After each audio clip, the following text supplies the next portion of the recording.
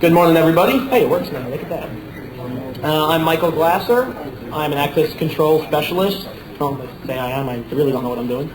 Right now, I'm a manufacturer's rep for a bunch of different access control and security lines out of New Jersey. We do a lot of work in New York. I'm a manufacturer's rep, so I don't actually do installations, but if anyone has questions at the end, I can refer you to good people. On my left is Isaac, and he's Isaac. Hi. And he's Isaac. I got to play Vanna White today. Yeah. He goes, ooh. That one we're not up to yet.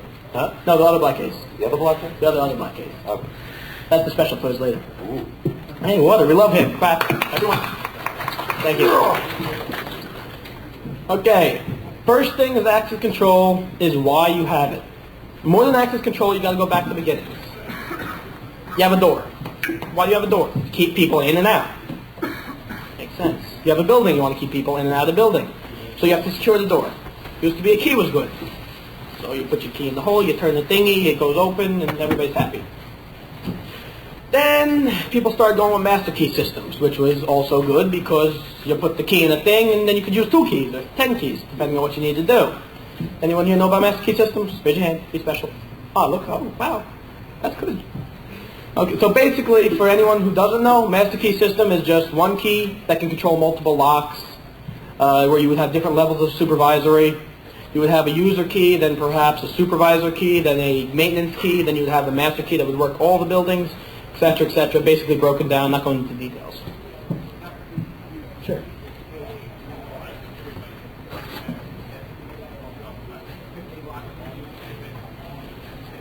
What he's saying down front, what was your name?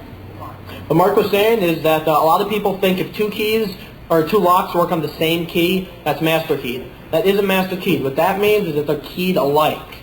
Just all the pins inside are built the same. A master key system where it could be that one lock can work 2 separate keys completely. 2 totally different keys. Grab the mic. For example, you might have, let's say, a hotel, where you might have a floor master for the maid for each floor. You might have a grand master, like a great grand master, or any door in the entire building can be opened with another key. And you might have a key for the janitor that only opens all the janitor's closets on each floor. That's be one possible way of doing it. But there's all kinds of combinations. Essentially, you have multiple pins in each stack, and you can pretty much set up anything you want. The downside, of course, is more wear and more chances of somebody picking a lock, because there's so many more possible shear lines that'll open it. Well, that stuff he said, he's right. Yeah. So anybody who knows about locks, that stuff's right. Anybody who doesn't know about locks, go to lock picking panel tomorrow. And then you'll know more about locks. Barry. Okay. Well, with Barry, as he said. So now you've got a door, you've got a lock on it. Good. You start having a lot of users, and oh, that's just a power supply. You don't need to show that one. Everyone see the plug-in transformer, right? Back in Nintendo? I sell those too. Good ones. So, I don't know where I was. Okay, you have a door you need to secure, and then some guy decided electricity is cool, so he decided to make access control systems, because he thought it was more secure than a lock you could pick, or key control, you can't break a key anymore, all that good stuff, which realistically, anything can get broken, but it's more expensive, it's more cool, and I can sell it to all of you. And therefore, we have access control. First thing I'm going to show you is basic access control. A keypad. Why a keypad? Because you don't have to have a card, you don't have to have a key, you don't have to have anything. You walk up to it, you go, and you walk through the door. And if it works. And if you put in the wrong code, it doesn't work. Those are keypads. Can you stand that stuff up at all? No. Yeah, they're flat. You're doing the Vanna White thing and you didn't even notice it. We love Isaac. He's so grand. This is great. Well, let's go down some keypads real quick. The keypad line I'll be showing is called IEI.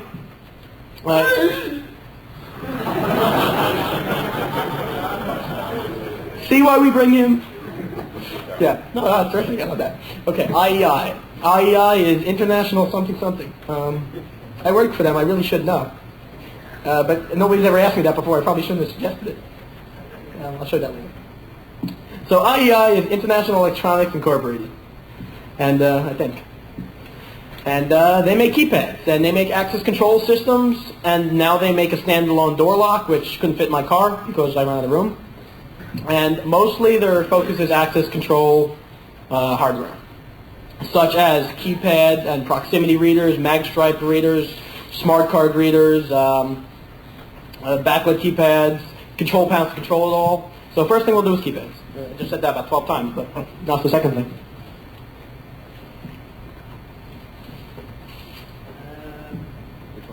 I want the one on the bottom which I haven't gotten to yet.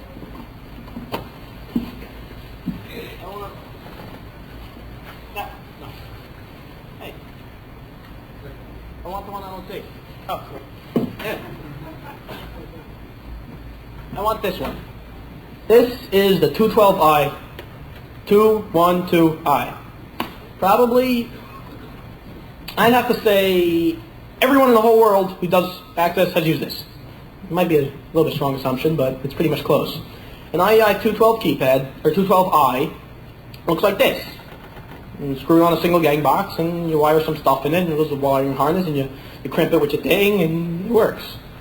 Basically what this does is, it's a switch with a keypad built in.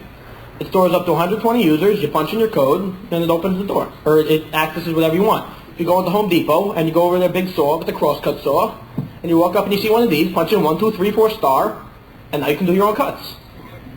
Because that's 90% of Home Depot guys go, 1, 2, 3, 4 star. Hey, nothing against Home Depot guys, the guy who installed it never programmed it. But that's the 212. All it is, it's true. It's true. Well, the alternative is the Home Depot guy writes the code on the thing or scratches it in, no matter what it is. Well, talk to the lock picking. Yeah. Saw that on a bank vault. Really? Yes, I was doing a vault job with a friend of mine. Saw it on a bank vault. That's really sad. I know, it was great. It was terrific. Yeah, which bank? Good question. He asked which bank. I'm not answering that one. The bank with the money. How about that now? So 212, they make 3 different. Oh, sure. Has a switch relay built into it. Next one will have a relay out or an output. Okay, I'll play dumb. Why does that matter? It's more gooder. Okay. There's no well, actually, realistically, I don't know. I've never had a need for it. I've read through the whole manual probably about 100 times.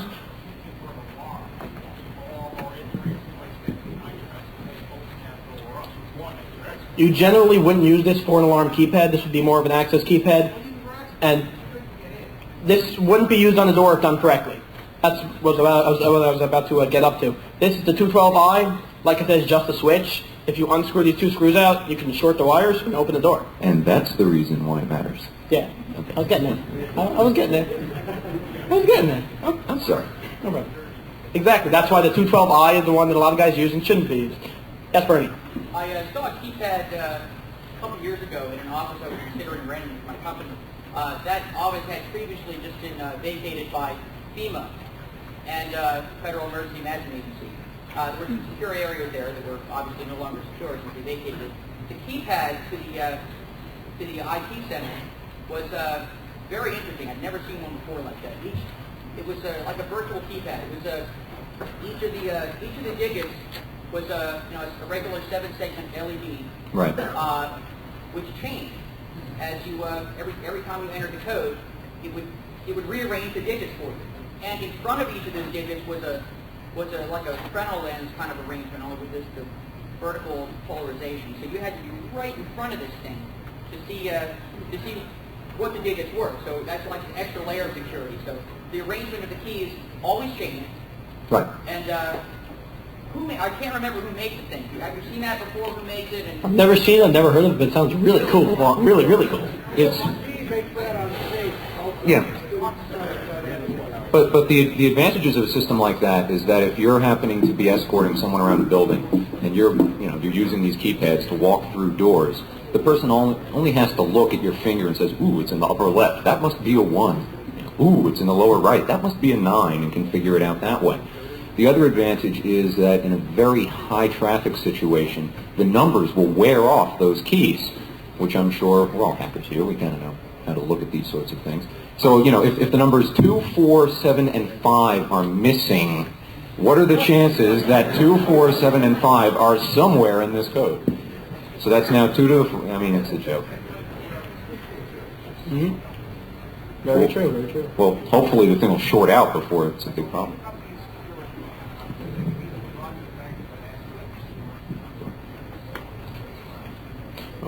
Okay, I haven't seen that one personally. Well, this one is just the I model, indoor, basic keypad. I'm going to go up to a secure one now because Bernie mentioned it was going out of order, but why not? No, you normally wouldn't need a duress because you wouldn't really use this in that situation. Took it already. Oh. You were talking? Now come back, we miss you. Yeah. True. Recognize what a duress code is going to do. It's going to inform someone who recognizes it that something is going wrong under the right conditions. But if you're at an unmonitored facility and all you're doing is trying to protect a door to, say, a data center, there's not going to be some guy sitting there all day long looking for it. Certainly, and page someone else, but at that point, it's well, regardless. Okay. Keypad that turns stuff on or off, it's just a switch. All it is a switch. It's not for security. It's not for anything but a switch. I put these on doors inside of office buildings because that way the cook couldn't get to the other cook's stuff. It's not for security. It's not for anything but just a switch. There's 3 different families. 4 now, but we don't know about the other one yet. The 212s, the 232s, and then secured series. 212 is just a switch. 232 is a keypad that's standalone, but it has an inside brains. So if you rip the keypad off the wall, you can't short it out. It won't do anything. It basically transmits a signal to the inside brains. And secured series is just a standalone keypad that has an output for the brains somewhere on the building, but we'll get to that in a little while. So this is the I. Inside usage. Sticks on a single gang box, does its job. Everybody loves them. You'll see them everywhere around the city. Good stuff. I'm going to go out of order now. Now, any of these keypads can be ordered in any of the 3 families, 212, 232, or secured series. So anything you see here, I don't know which one it is. You can't really tell by looking at it. Different circuitry. Actually, this one you can because there's no relay in the back. But that's the only way, as far as I know. And this goes down. I'm helping. Now we're going to jump out of order. And we're going to go to one of the secured. This is called the Q15. Q15? Yeah, Q15. It looks like that. Unless you power it up, you're not going to see anything. You trying to zoom? Zoom. Zoom. Yep. If you look real close, it's got I'm going to pronounce this wrong because I always do, and Bernie's going to correct me in the back. Piezoelectric buttons here, so there's no actual moving parts. You hit it with a hammer, it laughs at you. And there's a hardened plexiglass, Lexan, super ultra great plastic from somewhere. I don't know about plastic. That's not my job. I just know it's hardened, and you can't break it. And inside here, you get a little readout, little 8-thing readout, and it turns on and shows you a number. And if you want to go up, you push the thing that says up. If you want to go down, you push the thing that says down until you get to the number you need and you hit enter. I think everybody's probably seen that somewhere on something. And once you get all 4 of your digits, you hit open, and guess what? It sends a signal, and the door will probably open, if it's the right signal. So that's the secure one, instead of something where the numbers would constantly rotate. That way, they can't tell, unless they're right in front, what the number is.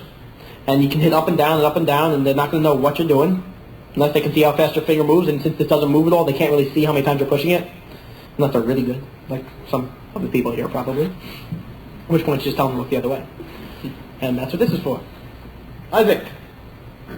I'm helping. Yeah, that works like a neuralizer too. You just go, whoa! And none of you guys remember though. I'd have to do this all again. And like I said, all these keypads can be in any of the forms. Somebody keep me updated on time when I'm getting to like 15 or 20 minutes in. It's 20 minutes in? Yeah. Oh. We're going to go faster now because I figured we wouldn't be able to fill an hour, but evidently I could hit like 7 hours now. So we'll go faster.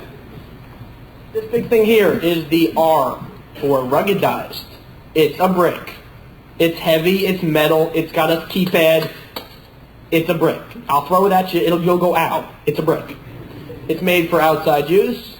You put these on those little goosenecks when you're going to drive in with a truck, and you have to hit that thing at your window. You put this there. Then you hit the thing, and if you hit it with the truck, it doesn't break. That's what this is for. You can also put this on a wall where there's vandalization.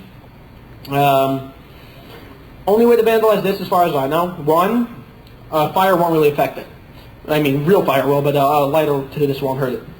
But if you super glue the buttons, stop that. If you super glue the buttons, that'll stop this.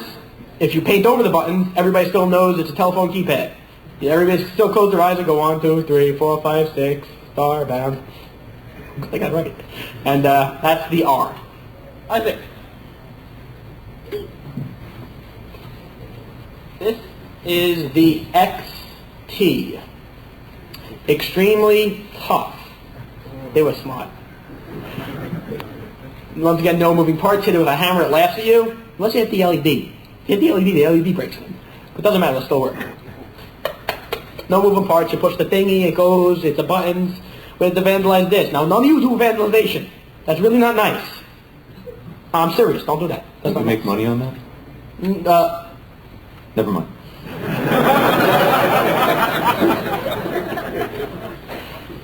What? It'll scratch it. And if you got a really big razor blade that can go through stainless steel, maybe. If you take a drill to it, that'll damage it. If you take a hole saw to it, or probably some kind of acid, I don't know much about that though. No, that is metal. You're more than welcome. Actually, I have a class to run the show after. I personally think it's a piece of crap, but luckily they're phasing it out ever since I called them up and told them it's a piece of crap. But whatever's still installed, that's good. Or you can buy new one. So no moving part, the XT, and that's damn good keypad. This was what I was going to do second normally. This is the one with the plastic face. It's a plastic membrane. I personally think this is crap, and the company fired me for saying that. Oops. But I don't like it. It wears out if you poke with your pencil that you pulled off your ear instead of using your finger like a lot of people do. You get holes in it. It wears out. It breaks.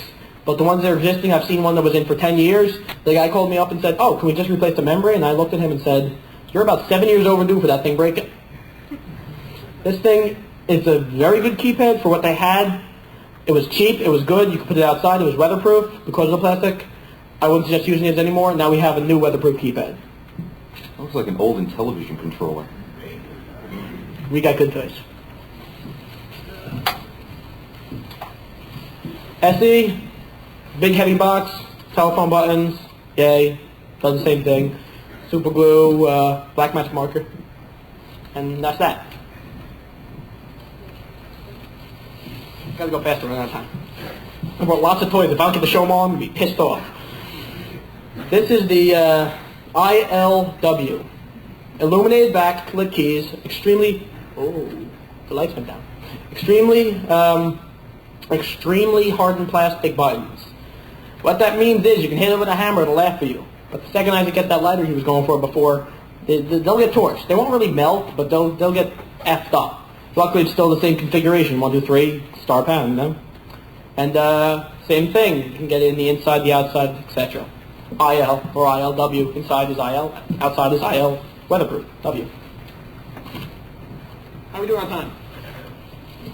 24 minutes in. 24, I'm doing pretty good. MP, made of effing plastic. These are used in Europe all the time. They're terrific keypads.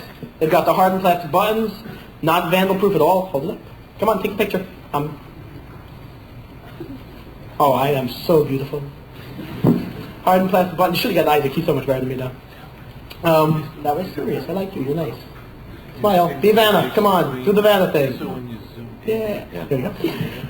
Plastic. Not really vandal resistant. It's good. It's cheap. They use a lot of them in Europe from what I've heard, according to the IEI guy.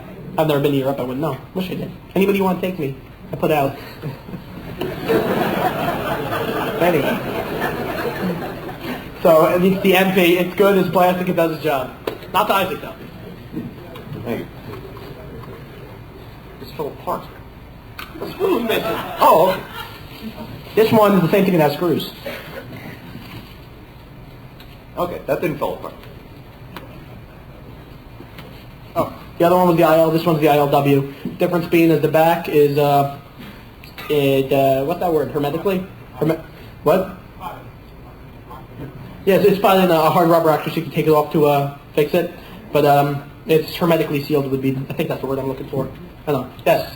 Quick question. If the client ends up losing those code numbers, is there a maintenance code on every one of those products? There are codes for everything if you program them in. Initially, your factory code is 1, 2, 3, 4 star. If you don't take that out, I'm going to have to make fun of you. Other than that, anything you don't program in is not in there. There is no factory bypass codes.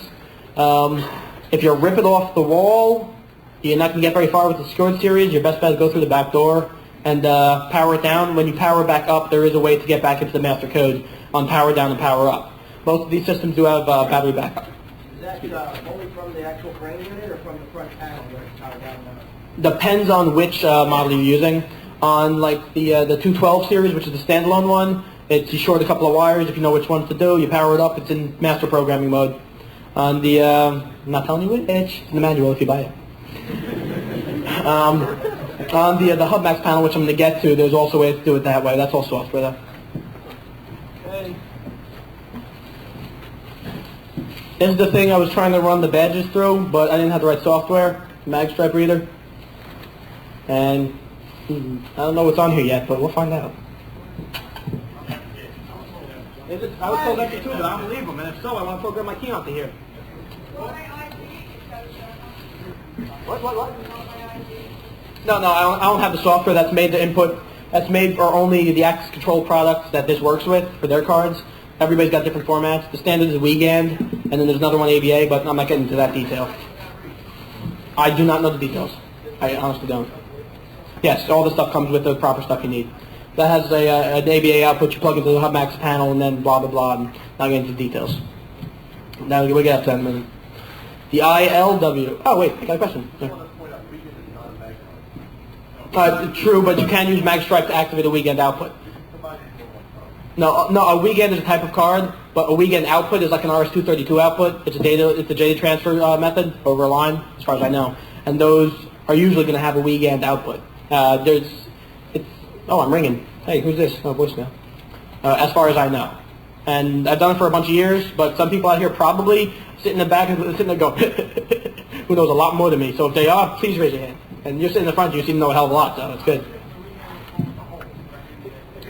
WeGand originally was some old guy who designed the system. And they had WeGand cards, which when you swipe the card, would produce a WeGand output. Yes. What was his name?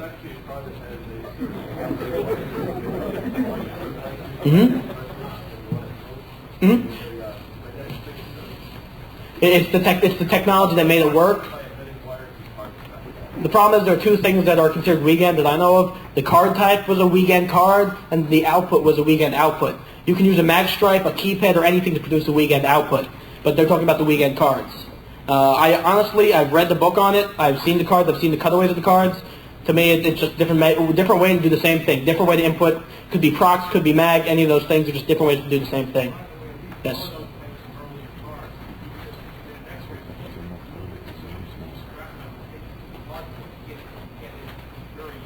Very true. You could beat systems just by making your own and sticking things in X-ray machines and all kinds of things just to copy it. But yeah. Use the microphone, please. Can you not hear me? The other guy. Oh, the other guy. Oh, basically what he said is because of the way WeGand worked originally, and I don't know if this is true or not. He says so, I believe it. I just personally don't know if it still is true. Is the way WeGand worked was basically a picture of metal, and when you put it up, it read the picture. So you could take an X-ray machine, take a picture of that, take a piece of wire, and draw that picture on another piece, and paste it on. Yeah. Oh, mullion keypad for those thin-walled aluminum doors. Really, really tough, really, really good, and looks cute too. I like it. Half an hour. Okay, we're almost done with IEI then. That big boxy thing, open it up and show it to them, please. All right. Thank you. Boxy thing. That's called the Mini Mac. It's an access control controller. That's made for one door. It can integrate into a system of up to 32 doors, 500 users per door, 10,000 users maximum. And that's the Mini Mac. Very, very easy to use. For anyone who is not familiar with access control, who doesn't do big systems, I would suggest something along these lines. The two setbacks, which I personally don't consider setbacks, just different applications need different things. Come on, keep doing that, Isaac. That looks good. Oh, okay. Yeah. One, it doesn't have badging. What badging is I think at the first Hope conference, I wasn't at the first one, they had put picture ID badges. And if you took that, yeah, take a picture of that, not me. And if you took that badge and you want to integrate into the software to print out all the badges with all the access control information, our system can't do that. Our system isn't designed to do that. It's for small applications, small offices where you don't require that. It also doesn't have what's real-time alarm management. So you can't click on the door and open the door. You can't click on the door and see its status. It'll print a constant log out of what everything is, but you can't just click a door and open it. You'd have to walk over the door with your card and swipe it. That's only really, well, I think you guys can figure out what it's useful for. That's the Minimax. As I said, there's also the Hub Max, which is a 4-door module version of this. That's the 1 door. The little module pulls out. And one quick thing before you close it. See that little keypad in there? Pull that straight out. Can you do that without putting it down? Cool. How cool. Okay, this can be controlled by software, but you can also do programming via keypad. The keypad in Isaac's hand comes out. So if you don't give the customer software and you don't give them that little keypad that just came out, they can't mess it up. Unless they try really hard. True. So if they can't mess it up, you're happy. But most of the time, you're going to give them the software and let them do their own administration, so they call you 10 times a day saying, I hired a new guy, I want to add him in. How? That's great. Service call every single time. Every new guy you hire, right there. And that's the Hub Max. That little thingy that looks like a dome, that's a motion detector. I don't sell those. It's a cheap one I bought somewhere. I don't know whose brand it is. I just know that's a request exit device, so when you walk up to the door, it'll open it, it'll release the mag. There's a power supply, there's a keypad. But this is called the Prox Dock Pad.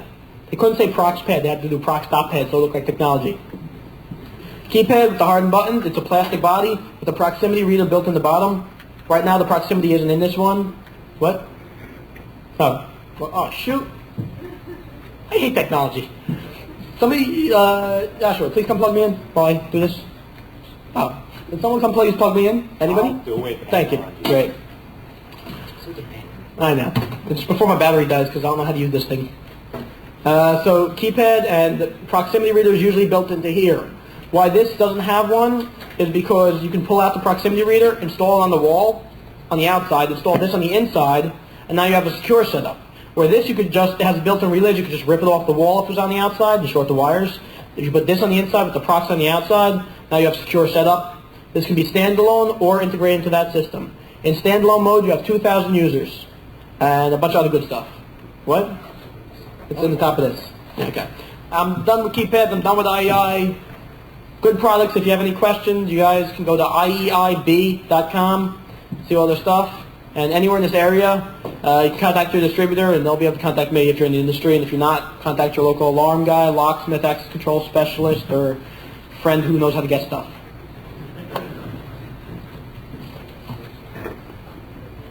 In the back in the hole that says power. Oh, okay. Thank you.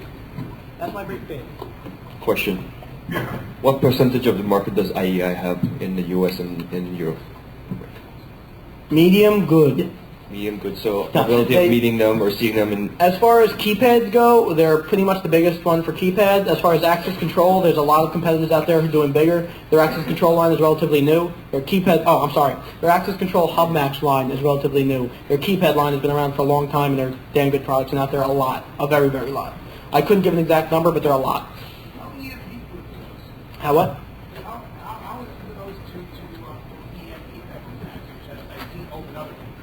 If you're involved in an electromagnetic pulse, you have more to worry about. Very good.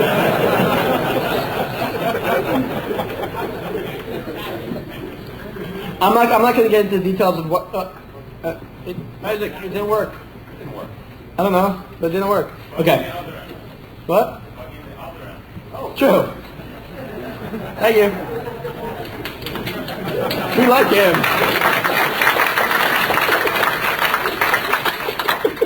Anyway, I've seen guys a while back. I'm not going to tell what safe it was. It was an electronic safe lock. I can't tell where it was. You probably heard about it. Don't tell. Okay, good. They basically took a 500 megahertz radio, jacked it up a lot, walked over to their radio, went over to the safe, went, and the thing would pop and opened up and defaulted to the regular code. Just because the frequency just happened to make it go woo. But you know what? Everything has its weaknesses. If you can find it, you're going to be a very rich person or a very jailed person.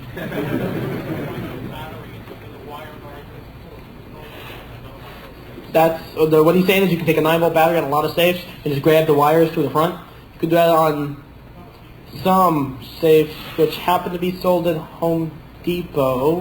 And I'm not going to mention which because it's none of my business, but a lot of the Home Depot, not to be bad against them, safes that are rated as fire and burglar resistant are really two pieces of very thin sheet metal with a bunch of cement in the middle, where I can get them open in 6 seconds maybe less. If I drill it, even less.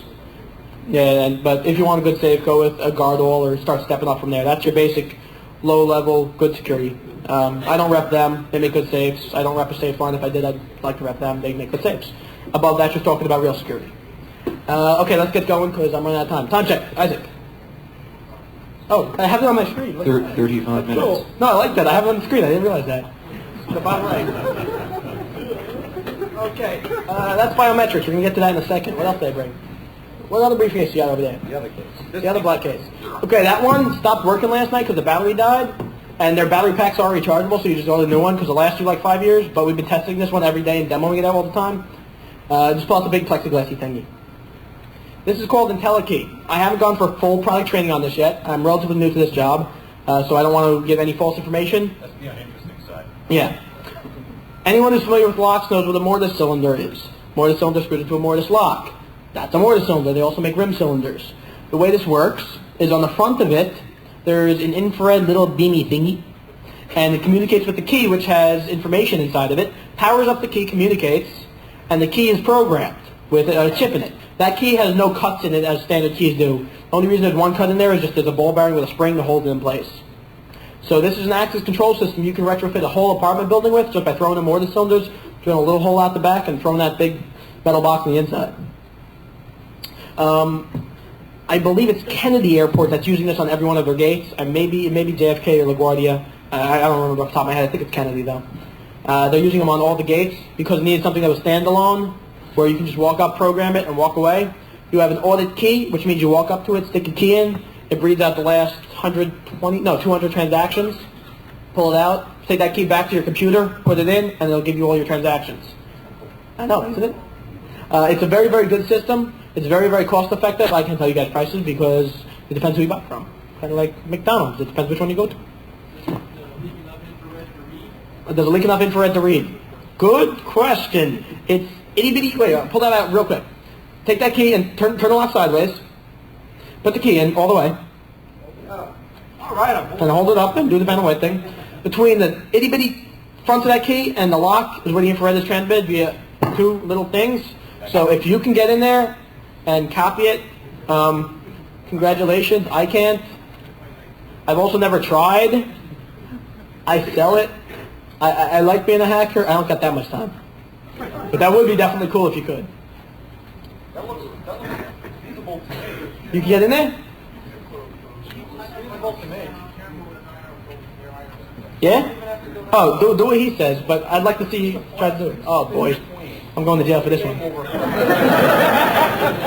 Nah. Sorry, this is my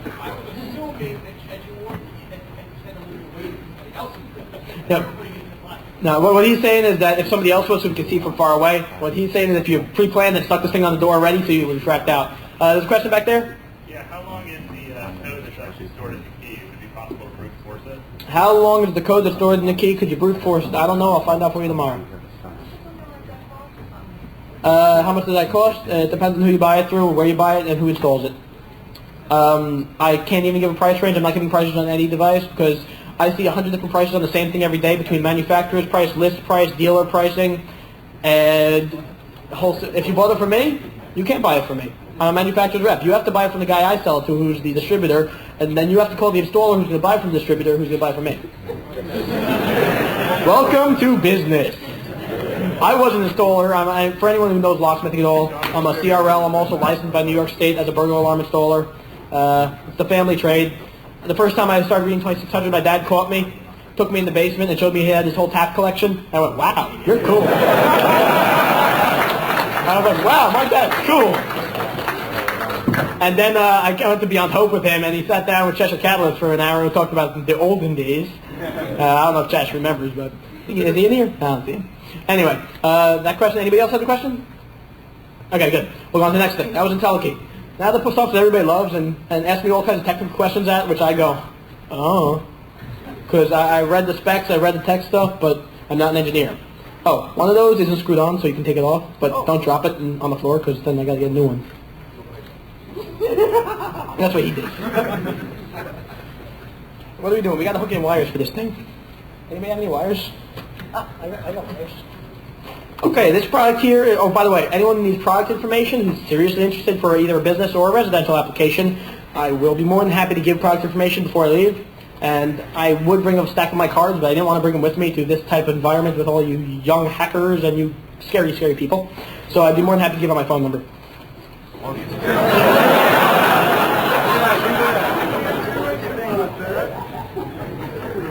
That's my home phone number or my cell phone. And my social security number. And this is a Ziploc bag. Everybody buy those. Hey, where'd my smart cards go? Isaac, find smart cards. And wire. Wait, plug in that end first. Okay. That goes in the left side, the thing that looks like a hole. Okay. This product, it beeped. This product is called BioScript. It's one of the most popular biometric readers out there. You've all probably seen that huge thing that looks like a toaster on the wall where you stick your whole hand in. That's called Recognition Systems. I personally don't like the product simply because of the size. I won't really comment on it. But what that is, that's hand geometry. It's a competitive product, but I happened to have a class on it the other day. They bought me dinner, so I love the guys. It's hand geometry reading where it measures the size of your fingers and the length of your fingers, and if you cut a finger off, it kind of gets pissed. Stick that in the bottom of one of them things, the one all the way on your left, and I got to get the other end, so if you don't bring it closer, we're going to have trouble. And that's this software here. That's why it says Bio. B-I, sort of. That's sort of an I. Oh. And this product, sure. This product is fingerprint yeah, I'm waiting for to plug it in before I can continue my sentence. Fingerprint biometrics. Fingerprint biometrics. What is biometrics? Biometrics is using something you have in your physical body, such as your fingerprint, your body shape, your voice, your retinal scan, as everybody sees in the movies. A sample of anything you have in your body. I saw one where you had to piss in a cup and it analyzed it. No, I didn't. That would be cool. All kinds of things like that. What?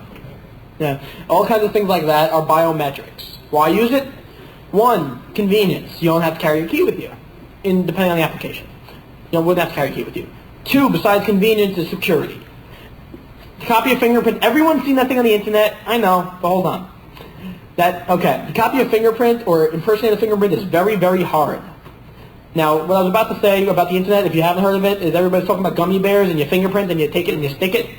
The guys at the factory tried that on all of these. They can't get it to work, and these guys are real nerds, but they got to work on the competitor's product and other competitors' products.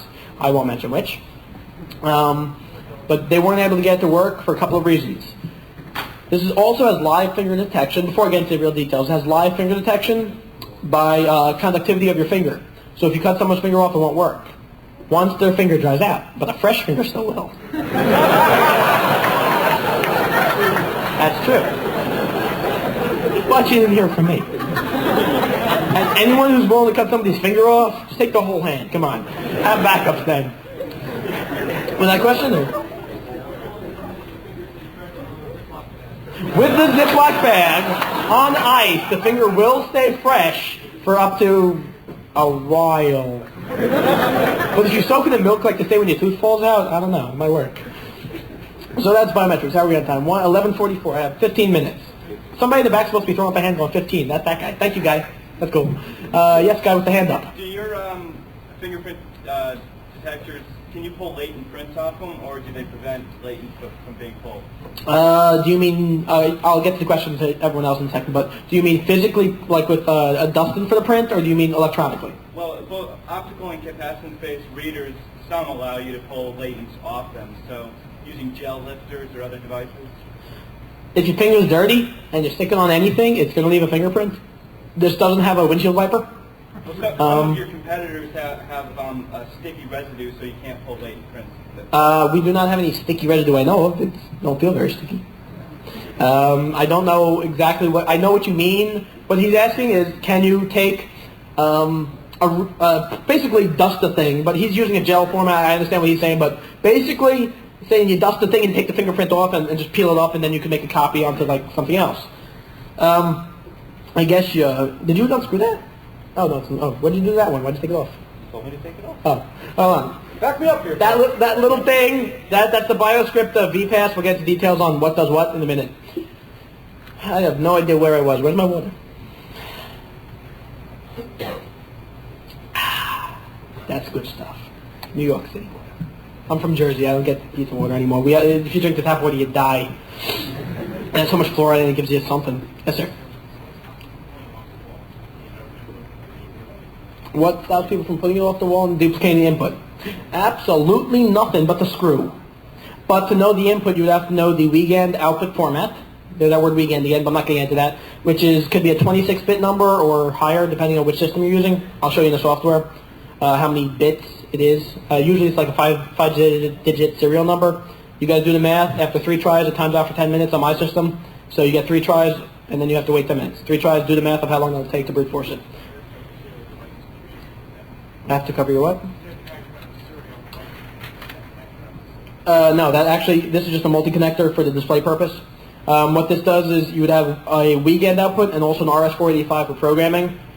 Get into that one second though. Are we wired in? You can talk to this with RS-232. It's built into the software, but you're not going to be able to integrate with an access control system in RS-232 as far as I know. To beat it, if you can get the output out of it, I'd like to see it. I personally couldn't. I don't know enough about this thing to go in there and hardware hack it and have it output all the fingerprints. Yes, sir.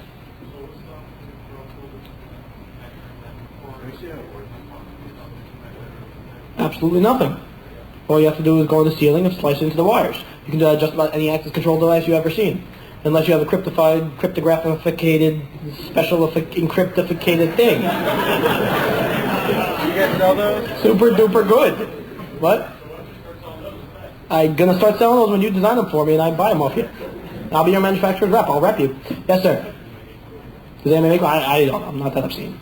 There might be one out there if you go out of the country. There's all kinds of good stuff in Europe. Europe's over there. I don't sell to them, so I don't pay attention. I wish I did. I wish I had the time. I'm busy. Okay. Yes, Europeans do keep fingerprints on their fingers. Except for the mountain climbers. Where are we? Okay. We're wired in. There's 4 different readers, so of course they give me a display with 3. Did you like that? I see 2. You see 2. Oh, come on. Where's the other one? Okay, good. They give me a display with 2.5 now, because the 3 different readers are the VPass, the vSmart, and the vProx, and the 4th would be the vFlex. F-L-E-X, Flex. Thanks for clapping. Okay, VPass. Real quick. Now, these all are Wiegand output. You can convert them to other formats if you need, but they're all Wiegand output by factory default. And all these a separate RS-485 for communications, for programming only. So you need the 485 to program it, and you unplug it and turn the computer off. Or you can just walk in through the front and plug in with a laptop if you only have a couple of units. But in the big applications, you want to just all hardwire it back to one installation center, so you wouldn't have to have every person on every door walk around to every door. Okay, VPass. Up to 200 users. Only verification method is your finger. It's called a one-to-many reader. Don't ask me why. That's what my boss told me, honestly. I don't know why they call it one-to-many. It's up to 200 users. You stick your finger on, it goes beep. When we plug it in, it'll go beep. Read your finger. That's it. It sends the output. If it doesn't know you, it sends a red light. If it does know you, it puts a green light. That's it. It's simple. This is great for small offices. Let's plug this thing in. How do you work this? Don't you sell this stuff? Yeah, I don't know how to put it on the thing. Yeah, put the microphone there so you can hear the beeps. Come on. Beep, Emma. Okay, nobody can hear beeps then. There are them. Yeah. Okay, pretend it's beeping. You put your finger on, and it beeped. Anybody heard it? Yeah? Because I knew my finger. If I use the finger I don't know, it makes a red light. Red light. Red light. If you go to CompUSA, Radio Shack, any other computer store in the city, I don't want to be, hey, look at that. I don't want to be biased. You can buy this little thing by Compaq that's a mouse with a fingerprint reader in it. Everybody loves them because they're $100 and you stick it in there and now you got cool security. I can't say that. But he said they suck. I can't say that, but I happen to possibly. I can't say that. They sample 10 to 15 points off your finger and make a computer-based algorithm of it, and that's how they work. If you get a cut on your finger, those 10 to 15 points may very well be killed, and now you don't have a computer that you can use anymore, except you guys can probably just Anyway, so they say this will send 10 to 15 points off your finger. If your finger's dirty, if your finger's cut, if your finger gets cut off, might want to work either if it gets cut off. But that's that. Our sample's 340 points, and it's not actually points. It makes an algorithm out of it, so it actually samples shapes, not the points. Because points can change if your finger gets slightly dirty, but the shapes won't change. 340 shapes, makes an algorithm out of it. What we're going to do is we're going to use Isaac as our test dummy for fingerprints. And now everyone will have Isaac's fingerprint on their computer. Want to use a pinky so nobody else has that? Yeah, okay. Want to cut one of their fingers off? And Well, keep it yeah, wet? I figure if they cut it off, they won't miss it. Yeah. So. It doesn't matter what finger you use, honestly. That's not the one we're going to read it through. We're going to read it through that one because that one's with the wire on it. Okay. Hold on, I need a card. Okay, let's go through it real quick before we do that. V past 200 users, only needs a finger. V prox, up to 4,000 users, but because of the amount of users and the search time it would take with 4,000 users, you have a proximity card. Proximity card is for security. It just happens to do that also. Proximity card turns it on and tells it what user you are. That's what it's for. The security feature is just kind of nice that it's also there. So you touch it, it turns on, then you put your finger on, and you're in. Find one little triangle thing on the front of it. Because I tried writing M, and I got halfway through the M and my pen died, so I never finished writing it. You touch it, and that's it. That's vProx. It's got a built-in HID proximity reader. Thank you. Touch it. The little yellow light on top turns on, and it reads you. He's good. Okay, next one is the vFlex, which is over there on the end. You can't see because it's invisible. The vFlex is just like the vProx, all the same. Just one second. Yes. Yes, these do have remote system. They're weekend output. All these are is a reader. No, that's okay. All these are is a reader. They simply send out a weekend signal, and whatever that weekend signal is going to be done with by the access control panel, that just sends out the signal, the serial number that you can tap or listen to, as somebody said. I think the guy over there did. You just listen to it. It's a weekend output. It's like RS-232, 245, anything else you guys want to talk about. And just send it out somewhere. Doesn't care what it does. Different readers do support different number of users. Because, I'll get to that in 1 second. vPass, vProx, I'm at 7 minutes. I have to go really fast right now. Oh, no, we're almost done. This is cool. vPass, vProx, vFlex. vFlex doesn't have the built-in HID reader. What it has is a separate weekend input. So you can use a keypad, a card swipe, a weekend card, a proximity card as the other method of authentication or the other identifying method rather than just prox. If you go into a system where they already have mag stripes or they already have other things, you could use that. Or if you're going in a system where you want to use a keypad so you don't have to carry cards at all, you could do that. vFlex. Flexible? Oh, you're so good. He said it's flexible. That's so good. vSmart uses smart card technology. Smart card technology I know medium to low about. I know basically how it works. If you ask me technical questions, I probably can't answer them, but Isaac can. That's why I bought him, besides the Van der Waal effect. Basically, the vSmart has unlimited users. The only limitation is the access control system you're plugging it into. Northern Computers makes it one with extremely high limit. Mine, as it stops at 500 per door, so mine is 500. Northern, I think, is like really, really high. So with that. The reason why is, on here the fingerprint is stored internally in this unit. On here the fingerprint is stored internally in this unit. On here the fingerprint is stored in the smart card. That's the 5-minute thing, right? That's the 5 minutes. That's what he said. And he's waving you. So in vSmart, Smart stores the information on the smart card via stuff Isaac can tell you about if we have time. And that way the database is just stored on here. All this has is basically an encrypted password. When you take your card, you bring it up, it says, okay, you have my password, send me the fingerprint, sends the fingerprint over, and compares it. That's how the vSmart works. This one simply puts your fingerprint and compares what's in record. And that's the product line. Now let's enroll somebody. And we're going to show you why... Any volunteers? And we're going to enroll somebody. We're going to show why the Mafia like this product. Okay, these are all the ones already installed. This is my card, but we're not going to play with this one because I don't want to mess it up because I have to do it later. Where are the other prox cards? Grab one. Read the number off the back to me. 19296. 1929. Oh, that's a good one. Delete. Okay, we're in the software. Basic. Okay, how do we do this? Real quick. Close this too. Clicky, clicky. Open the software. All it configures itself, reads the whatever you're connected to. If you have multiple readers, it's another story. We're not getting into that. Click on Template Manager. Quick enroll. Template ID number. We're going to get that from reader. So you take the card and you touch it the thingy. Oh, cool, it worked. No, you can take it away. You just have to touch it real quick. Oh, let's do it again just to prove how quick it is. Thumb reader? It's processing now. I hate computers so much. Come on, don't you guys have like one of them old TRS-80s or something I could use for this? Nah, it's Windows XP. It's my work computer. I can't do anything with it. Oh, there we go. I'll take the card away. Click thumb reader. I'll touch the thing real quick. That's it. Take it away. You got it. Then you would click and roll. Place finger on. It's going to be hard, so turn the thing around so you can reach it. What you want to do is lock the ridge of your finger on here. Yeah. Okay. Can you reach? Hold. Remove finger. I'm cool. I can do stuff like this back. Okay. Well, this should be showing the image, but because it's Windows XP, it's not. Well, this is why the Mafia likes it. It should be showing an image, but because the computer is Windows XP, it sucks. Exit out. Let's do that again. Quick and roll. From reader, touch it. There you go. Take it away. And roll. Place finger on sensor. Hold finger. There we go. Okay. You want to get 3 or better stars on both of these. This is the image of his actual figure. Now you can steal his soul. This is what the computer sees. This is what's stored. So if you take this and do a printout for the FBI, they don't have this. They can't track you by that. That's why the Mafia loves it. And various other people who don't want to use things that actually store their fingerprint. Because if this is all you have, you can't copy this, you can copy it, but you can't do anything useful with it. Because you take this and you look at my finger, or his finger, it's not the same. So once you click and roll, did that, now you click accept. Pick the finger just for record usage. Right pinky. Right pinky. Realistically, that doesn't matter. It's just for recording what you used. IZAAC. Good work. Cool. Template index, don't worry about that. It's something for the future when software becomes better programmed. Maybe, guys, programmers? Yeah. User ID, leave there. You save it to the current unit. Security threshold, what that is just your different security levels. Oh, very high. Very high? Yeah, that's me. No, because then you have to walk around and make sure your finger's really on there good.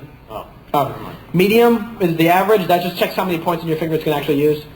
I usually leave it on medium. I've never turned it anything else. There's no real reason to. Only thing is, if your customer says, oh, it's a nuclear missile room thing, or pharmacy or something, you might want to go higher. Select your finger, save the current unit, and you're done, and you exit out. Now when Isaac goes over, touches the card, and puts his finger on it, it might work. But if he's upside down, he might not have it on straight. Okay, it turned orange. Turned orange. Ooh. Oh. Turned red. You're not on it straight here. Turn the thing sideways. As long as your finger is on there straight, but because he was upside down before, he probably didn't roll his finger straight. Let's re-roll him with his finger on there straight. Turn the thing around. Hang on, I can do this. Now turn the thing around so you can roll your finger right. First off, I've never had... Okay. Let's go. Click and roll. Click and roll. Get it from reader. Take it away. Roll. Place finger on sensor. Okay, accept. Tap pinky. Bang. IZAAC. Save the current unit. Yes. Exit. Ow. Exit. Try your finger. You gotta put the card in first. Oh, yeah. Work now? Yay! Good, turn around, do it. Can you see if you can work upside down? Everybody clap. How am I on time? Not from everybody, from the official. 1 minute! Oh my god! Okay, golly, gee. It works, see? But being upside down didn't work before. What does that get me? I'll buy you lunch. Cool. And that's access control for you in a quick standpoint. Anyone who has any questions, anyone who wants to buy stuff from me, I love you people. Since I can't sell directly to you, I will put you in contact with the right people. I will also give you product information. I also do lots and lots of other stuff, including video systems and alarm systems and all kinds of other stuff.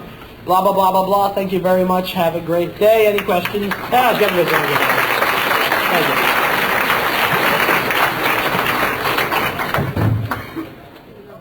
Where are the ladders? And anyone who needs to contact me can just go to... I still want to get more well, give me 1 moment. Do you have to get right out of here? Okay, we'll talk in 1 second. Okay, great. That's my email address for anyone who needs to contact me. Please do not send me messages about the porn. It's a problem. Okay, yes.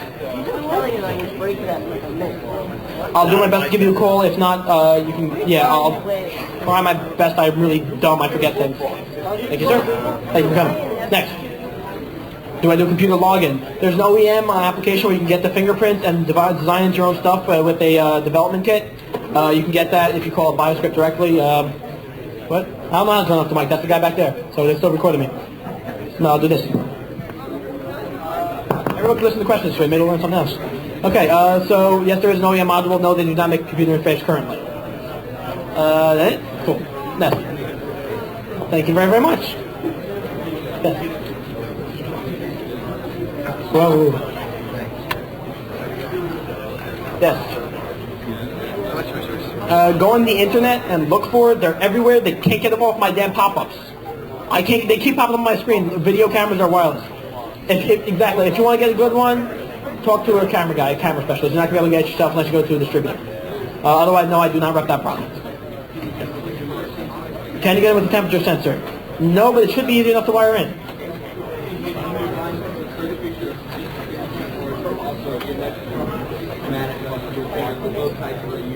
No, this is a fingerprint device. They also have the handprint. If you install them both right next to each other, that's between you wiring up. I guess it could be done with a good access system. Yeah, I guess it could be done with a good access system. Yes.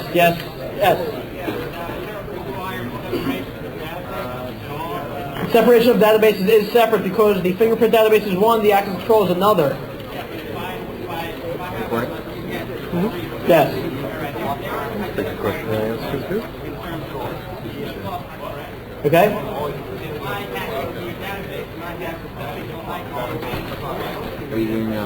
If you hack into my database, you have my weekend output, which means you can rip it off the wall and you can simply insert any keypad and download my weekend serial number. You can rip it off the wall and put in the weekend serial number. Yes.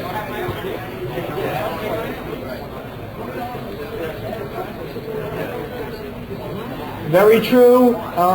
But then how to clone it might be hard. If you could do that IR copying, that would be cool. If you could do it, contact me off the stage. No problem. We got to clean up. Everybody form a line at the end. We'll all talk to Isaac because Isaac's smart. Yes.